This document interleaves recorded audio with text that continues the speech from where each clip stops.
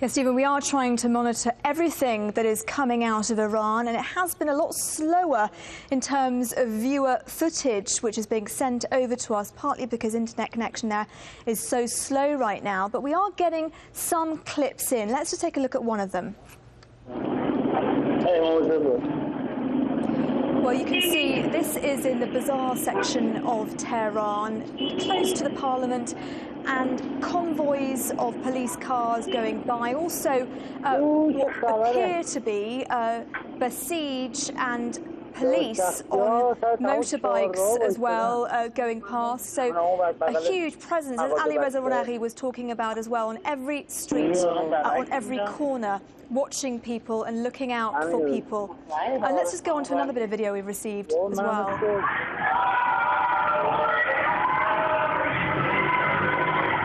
You can hear people shouting out Allah Akbar, God is great, one of the few safe means of protesting for people right now in Tehran. They do it every night, and we understand from our sources the cries are getting louder.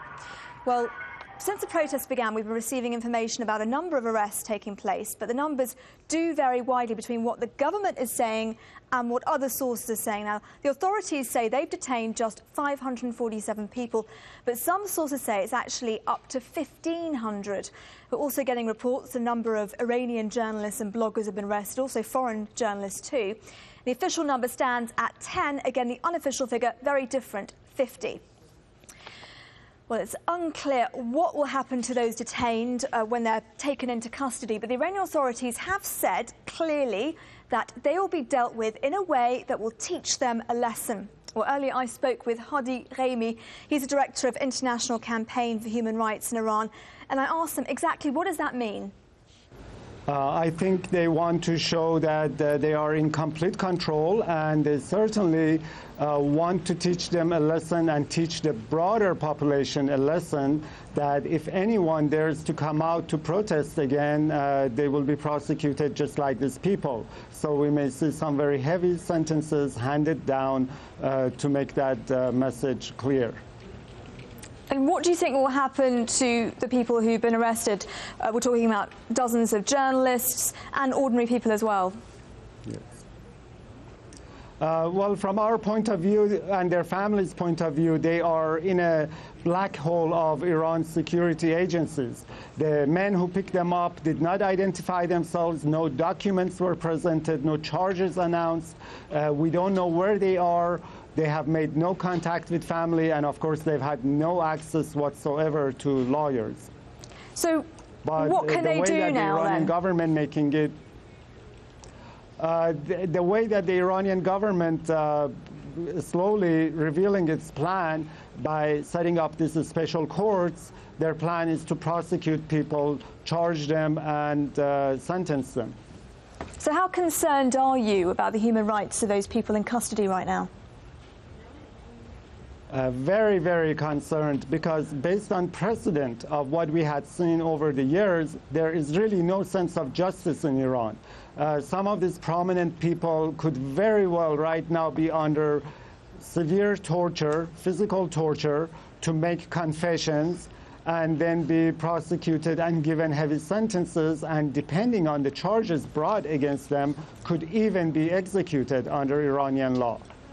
We have to stress here that Iranian state television, also official websites, are giving a very different perspective. There's still a lot of support out there for President Ahmadinejad, and from their perspective, the people who are rioting and causing trouble are terrorists. And this news agency, Fast news agency, which is government-backed, has got confessions of students who they say were influenced by the West in doing what they've been doing.